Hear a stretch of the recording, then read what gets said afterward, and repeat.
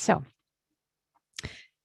a warm welcome to you, or a cool welcome, if that would be welcome. If it's summer and something cool would be refreshing. So, a refreshing welcome to you. Warm, cool, whatever your heart needs in this moment, your body needs in this moment. Lovely to be with you from around the world in this moment in time and to practice together. So, we've been going through the Brahma Viharas one by one. We went through metta, and now we're going through karuna, compassion. And we are lingering with self compassion for a few sessions. So tonight we'll do self compassion uh, in a different way than we've done the past couple of sessions, because you can never have enough self compassion. It's really the salve. It's the support in many ways. It's the support for many of the other practices, because when we fill our own cups with care, with metta, with compassion, self-compassion, self-metta, then we can be more available for the world, and there is less neediness. Love me, take care of me, take care of me. We can take care of our own heart, and a sense of resilience can also build. So self-compassion.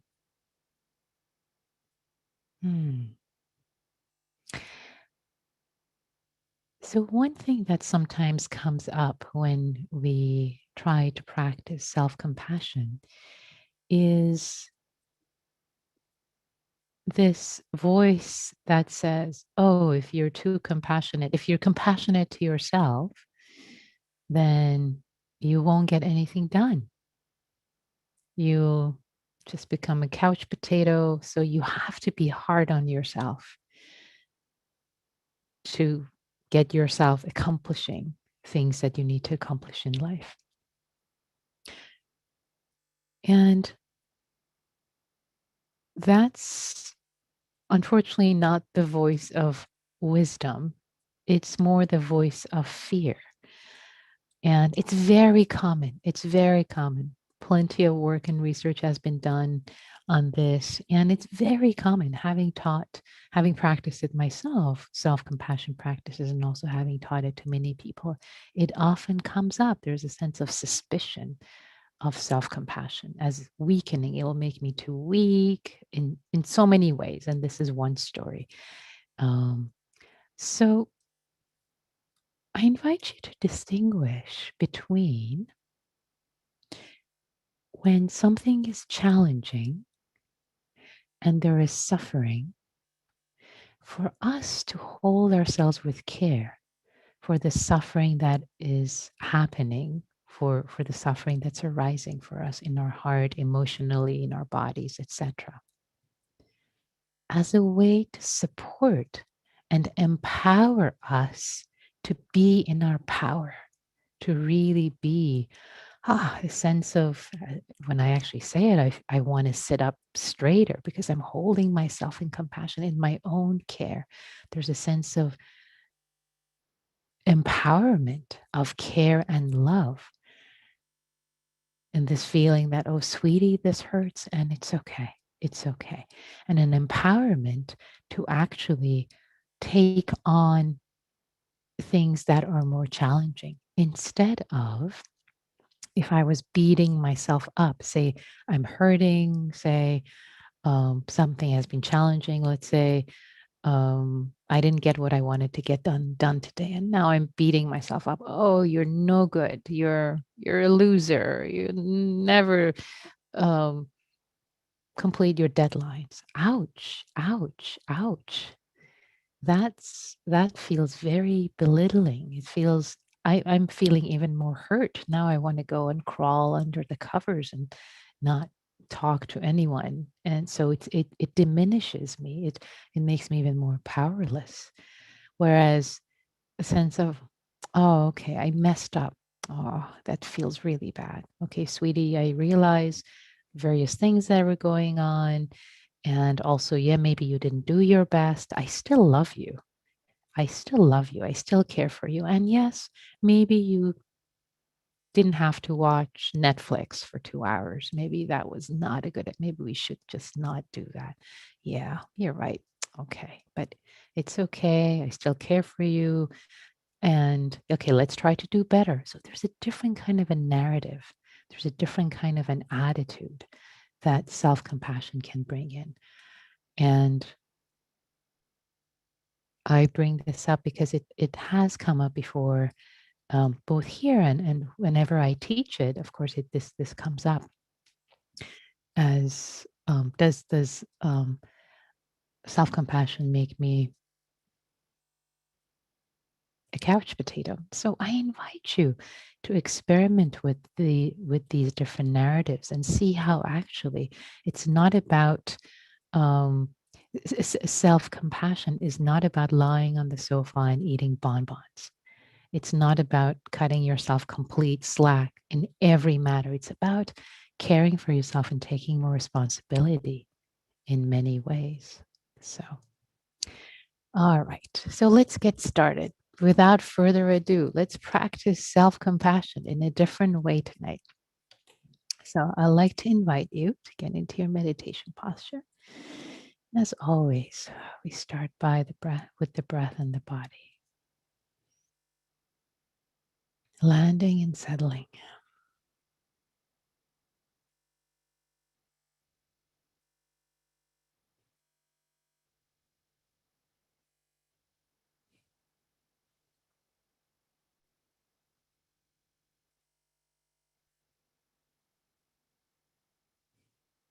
Landing in the body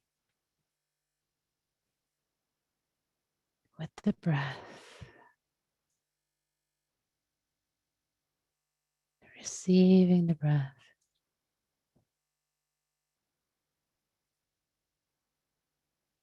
tethering the attention,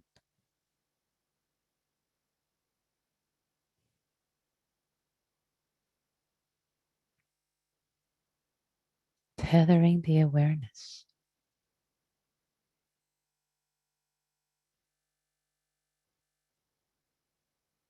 with the breath, with the movement of the in breath and the out breath in the body.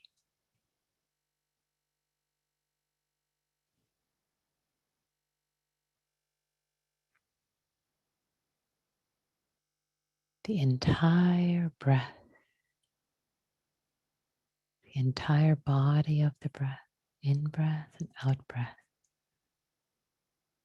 and the pauses, tethering awareness to the breath in the body.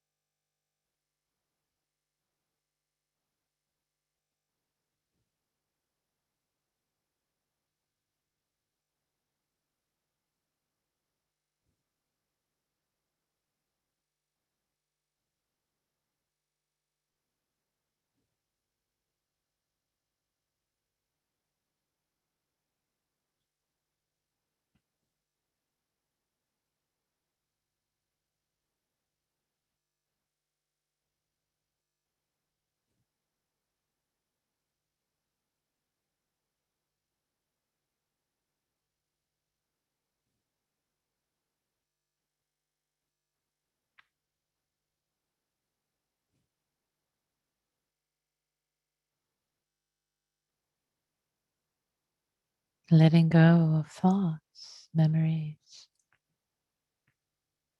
conversations, realizing you don't need to have them right now, giving yourself to this practice, giving your heart to this moment, inviting your attention to be tethered, to accompany the breath intimately, not leaving the breath as if your life depended on it.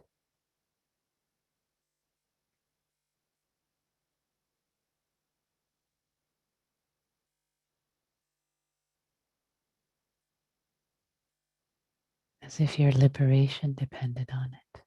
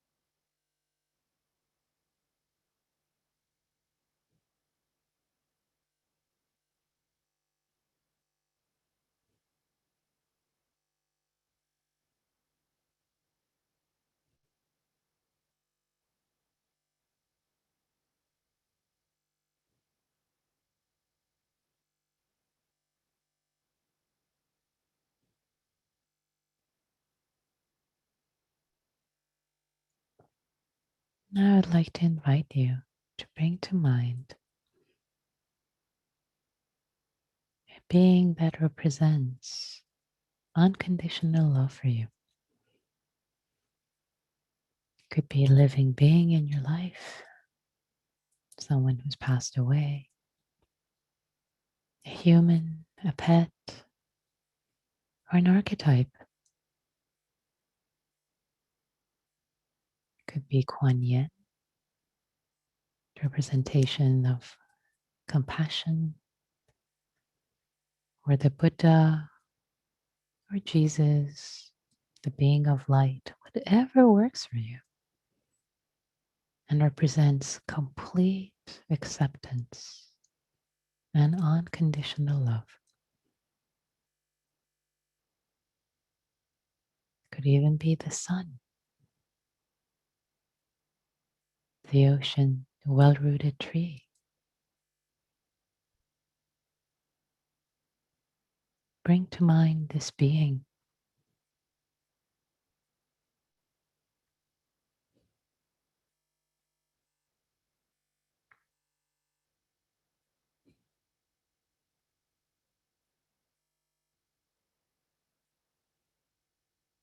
And let yourself feel being in their presence, how their love, acceptance, compassion, care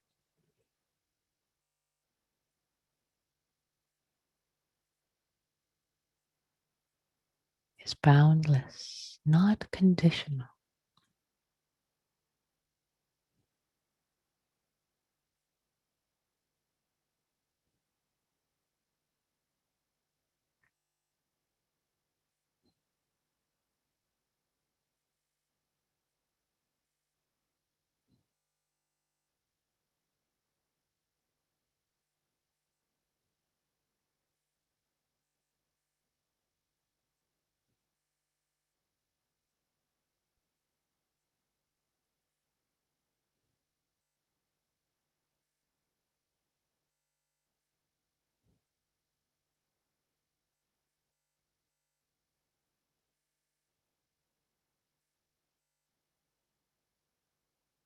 In their presence, you feel completely loved and accepted. There's nothing you have to do or accomplish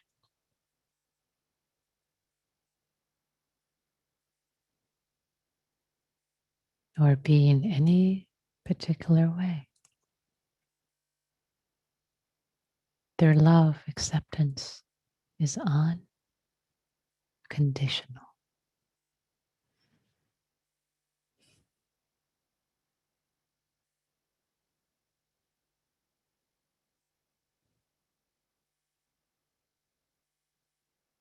And if you start doubting yourself, don't get in your own way. Trust that they see. They see your goodness. They see you. They see aspects of you, the beauty, the unfathomability of you, the ways perhaps you can't quite grasp yourself. And who are you to get in your own way?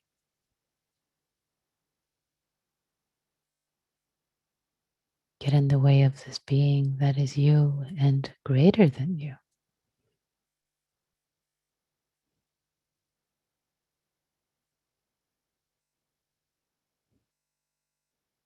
Allowing yourself to receive and be held,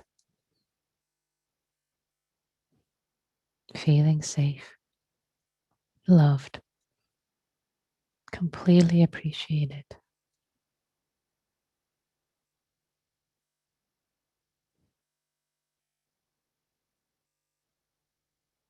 And this being, this compassionate, loving being, imagine they know the complete story of your life, your strengths, your beauty, your values, and your foibles.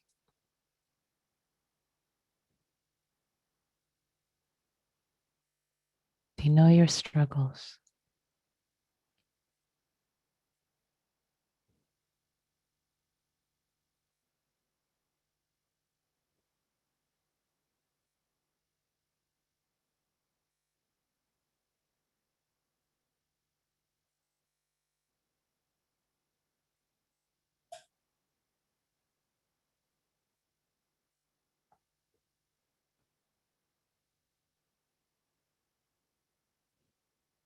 And they love you.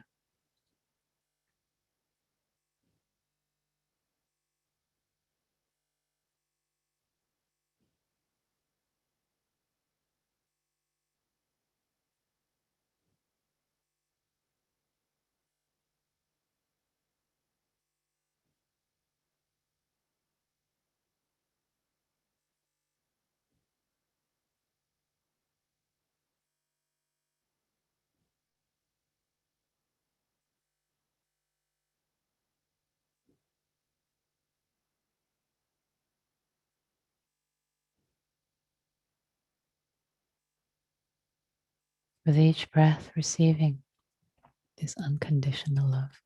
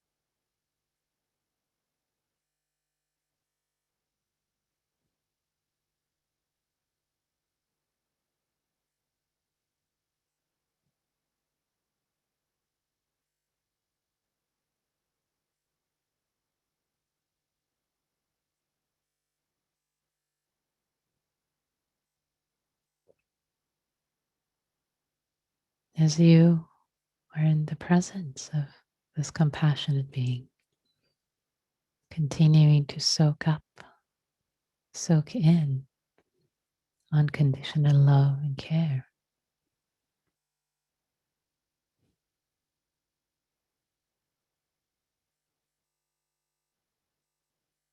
I invite you to bring up something in your heart that's challenging for you right now.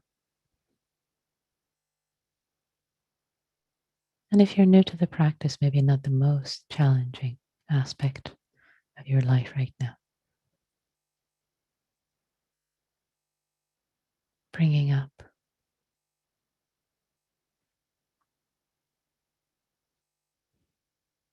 something that's challenging.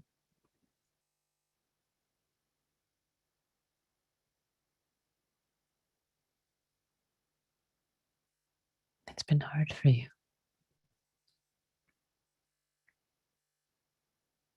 As you bring it up, as if you are putting it on the lap of this being, letting it be held by them with care and compassion.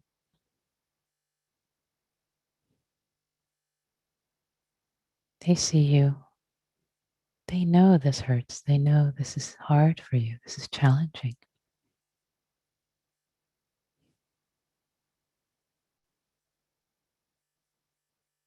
They hold the pain with you, acknowledging that this is hard.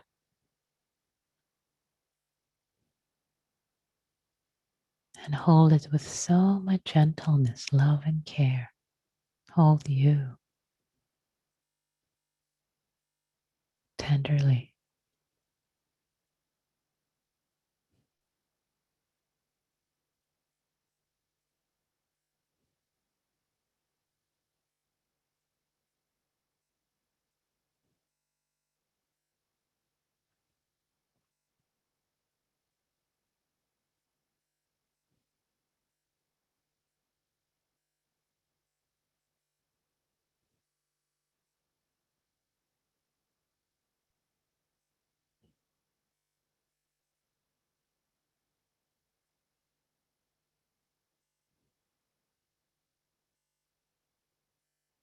the steadiness, the strength of their love, their compassion.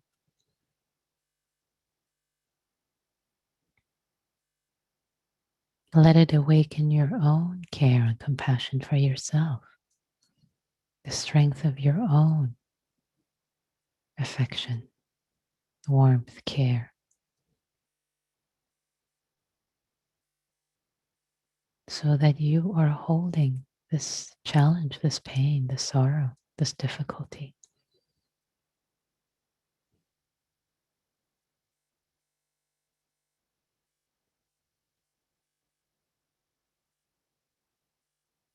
with the strength of love and care, compassion for yourself.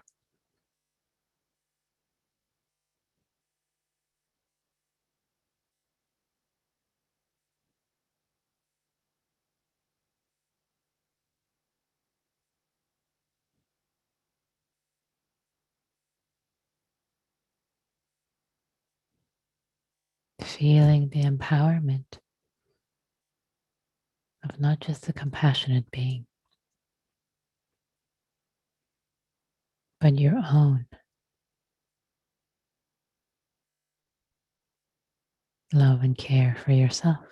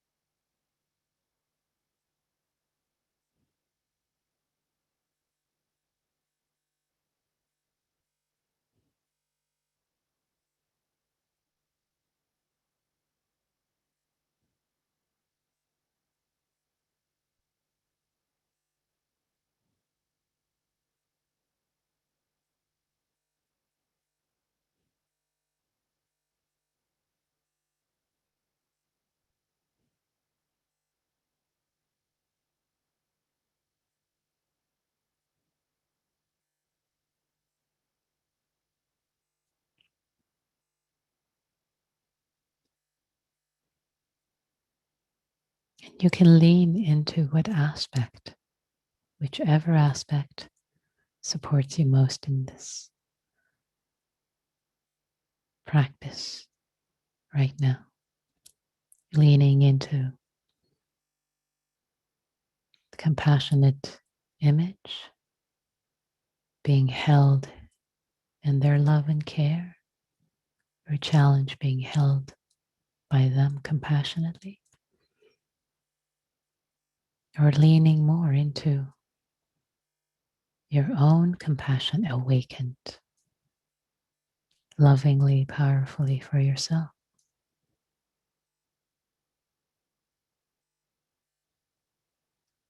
Or divided 50-50.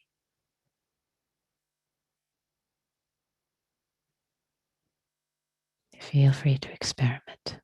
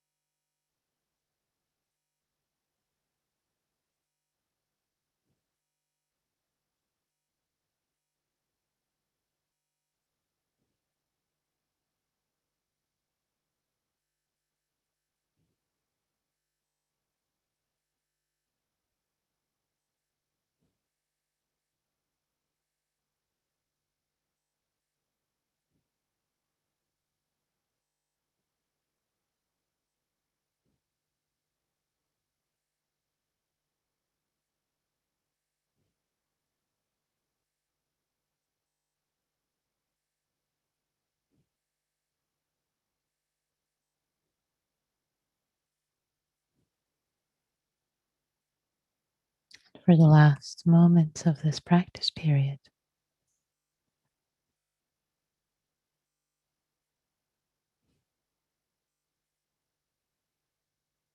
holding yourself with care and affection,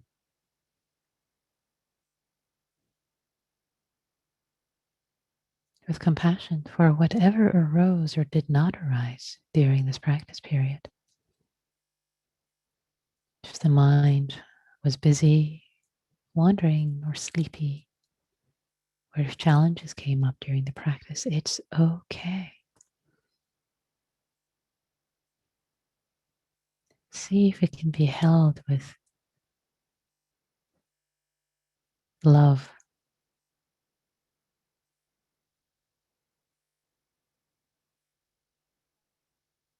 instead of judgment.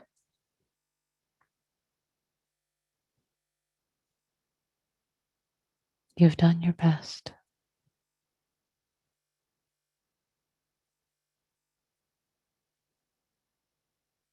Given all the causes and conditions, dear, you've done your best.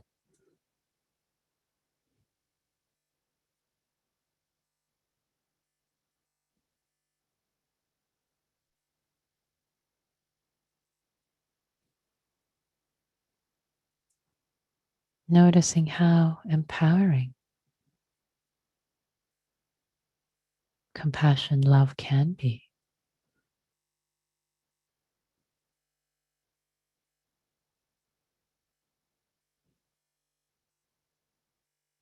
For yourself.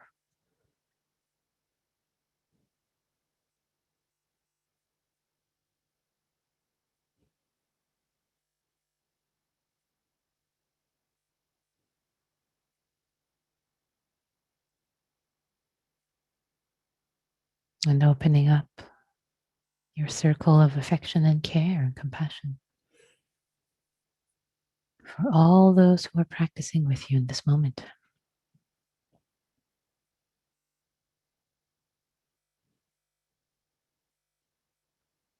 All of us human beings with our challenges, pains, and sorrows. this human condition, doing our best.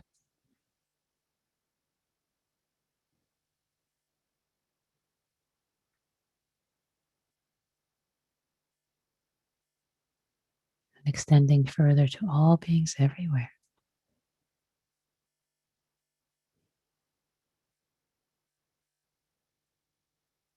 May all beings everywhere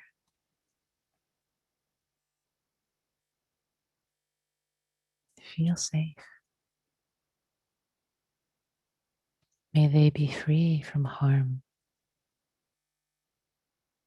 May they be free from sorrow, challenges, and difficulties. May they all have peace and ease with any challenges, difficulties they are facing.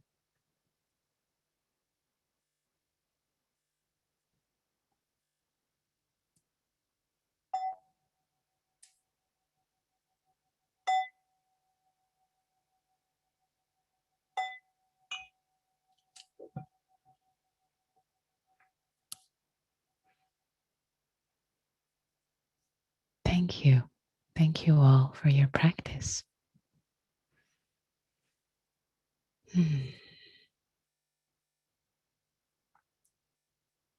So, I'd love to invite you if you'd like to share any reflections or questions, comments, complaints. It's all okay. You can type it in chat if you wish, or raise your hand. And you can raise your hand by going to reactions or go to participants, depending on the version that you have. And especially if you haven't shared for a while. Jeannie, I see your physical hand up. And if you could raise your Zoom hand, then I could actually, let's see here. Okay, you can unmute yourself. There you go, Jeannie. Okay, thank you very much, Nikki. Sure. Oh, it's lovely. I found that, to my kind of delight and surprise, that I myself could give me the compassion that, I was, at the beginning, I searched, for different beings, faces, people I've known. But then it came down to me, and that was strong. That was very strong. And I was delightfully surprised. So thank you for helping me find that. Yay! Yay! I'm cheering for you, Jeannie. Yay! What a delight. What a delight to find that within. What a delight. Beautiful. What you just shared reminds me of a line of poem by Hafez in Farsi. Um, it's roughly translated to the um, we often beg strangers, whereas we actually we often beg strangers, whereas we have this this gem, the gem, this whole all these gems within our own hearts. So so looking outside, looking inside, it's already here. That gem of compassion and love, it's already here. Beautiful. Thank you for sharing, Jeannie. Lovely. Yeah. Um, reflection from one person who says, Nikki, this was transformational for me. I felt I was relaxing in a healing way that I have not experienced before. Thank you. You are very welcome. I'm cheering you on also, dear one, dear practitioner. And by the way, if you send reflections to me directly, I won't say your name. But if you send it to everyone, then I'll say your name out loud. This is what I'm starting to do. Emily says, I found saying this is hard to myself instead of the usual critical and self judging thoughts has been really helpful.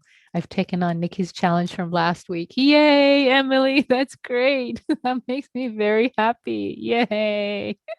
That's awesome. And I'm so glad you're finding it supportive. and really helpful. It's fantastic. It brings me so much joy and delight. Thank you. And Violet says, I tried to give compassion to myself for a small problem, being behind in grading, uh, but I found it extremely challenging. Almost like the smaller the challenge, the easier it is to invalidate myself. Oh, interesting. That's a very interesting observation. Um, so, is it okay if I ask you what was the challenging aspect of it? And you're welcome to unmute yourself if you wish. What? Yeah. Um, it's like, oh, it would have been so easy for you to grade this morning instead of going on Facebook. It's just like so easy for me to like try and correct what I did instead of like accept what I did. Mm, I see. I see. Interesting. So, okay. So, um, yeah.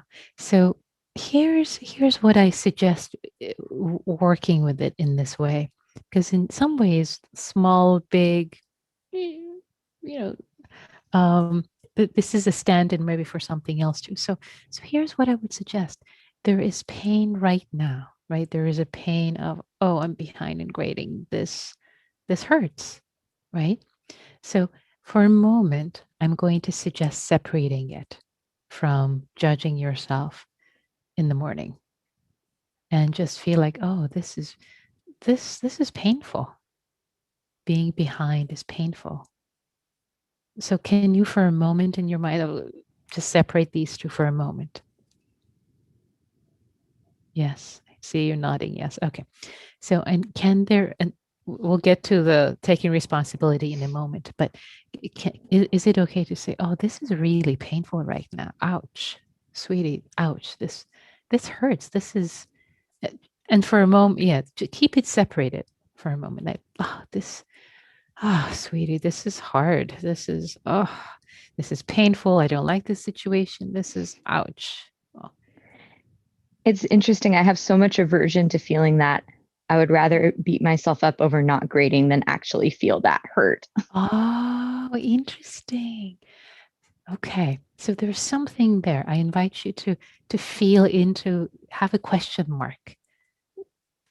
Why is that? Because feeling that hurt and having compassion to that for that, then the next step would be to actually take responsibility. Okay, well, that wasn't very wise. And instead of beating yourself up. So I'm going to leave this as an inquiry to see, why is it so difficult to let yourself feel and be and hold that with care, with kindness. Is that okay? Thank you. Thank you for bringing this up. Powerful. Yeah. So, okay, dear ones, let's see anything else here.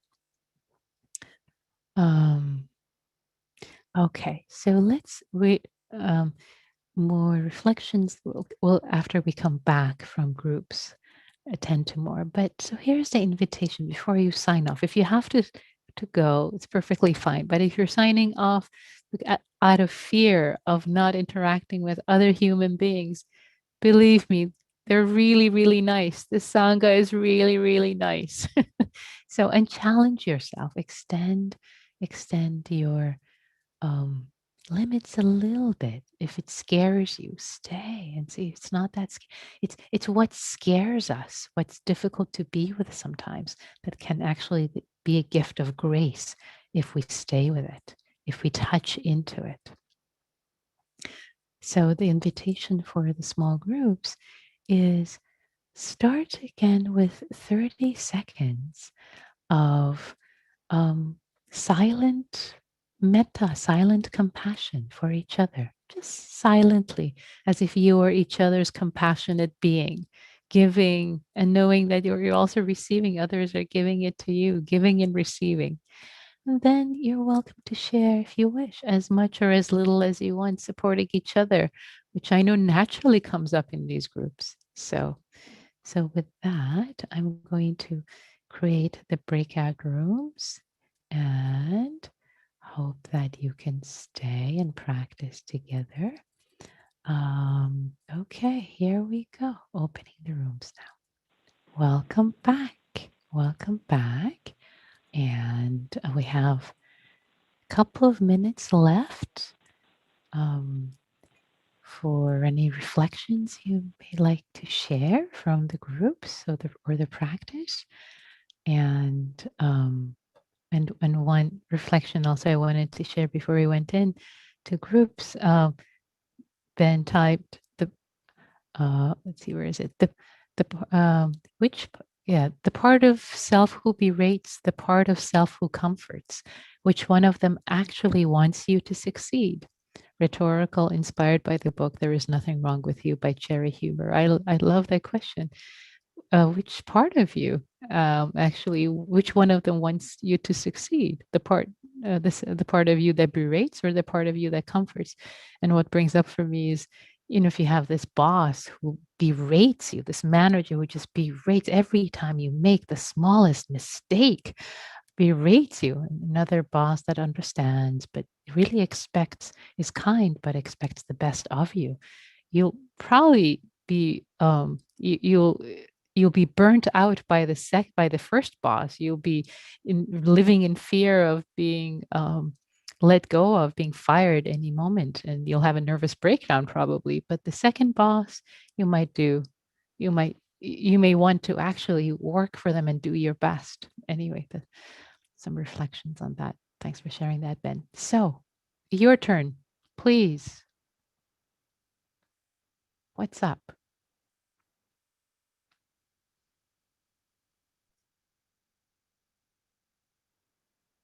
Thank you for the reflections that are coming, the gratitudes and blessings coming in chat. Maybe we'll take one verbal reflection if you haven't shared for a while. Yes, Mary, please.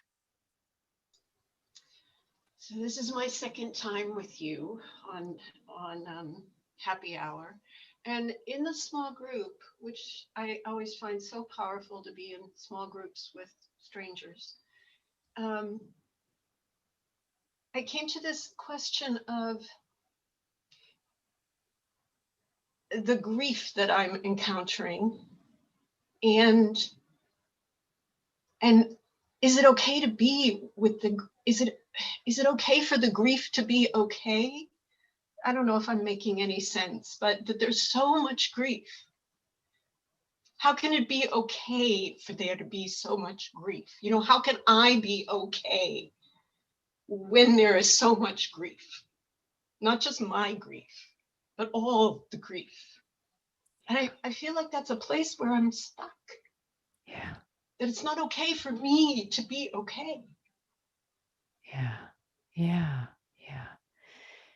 Yeah. Thank you for bringing that in. So here's the invitation for maybe a different way to see it.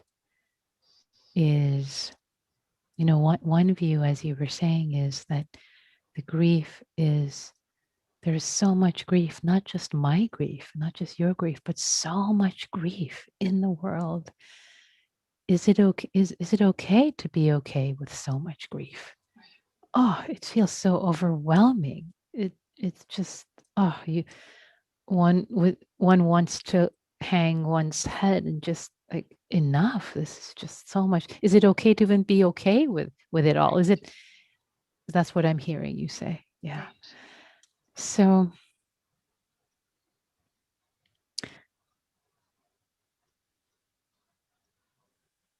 the perspective I want to, so that's one perspective, that it's sorrow and suffering that's just senseless, and it's not okay to be with any sorrow and suffering because it's unjustified, it's unjustifiable, there's no point, it's extra, there's no point, it's suffering and more sorrow. So I would say there are two types of suffering, and I'll come back to the word grief. For a moment I'm going to use suffering. There is suffering that is just causes more suffering and sorrow. And then there is suffering that leads to the end of suffering. As Ajahn Chah, I think, beautifully said, this forest master. I hope I'm attributing this correctly. But so there are two different kinds of suffering. There are two different kinds of grief. And what makes the difference between the two is how we hold it, is how we see it, is how we relate to it. And I'm going to say something that's going to sound radical and strange, but I will say it nevertheless, drop it in, and that there is grace and beauty and meaning in grief.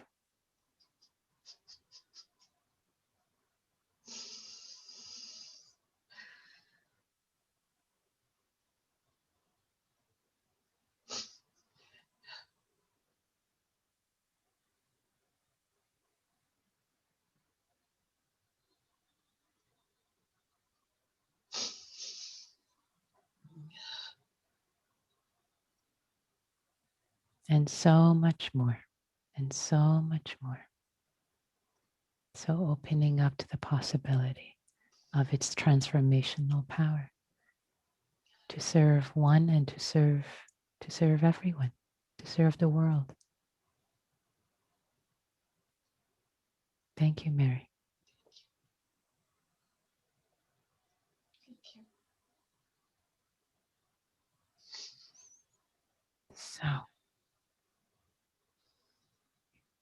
So thank you all. Thank you for your practice. Thank you for being part of Happy Hour, sharing yourself, supporting each other. May all beings everywhere be free. May all beings everywhere be happy, including ourselves.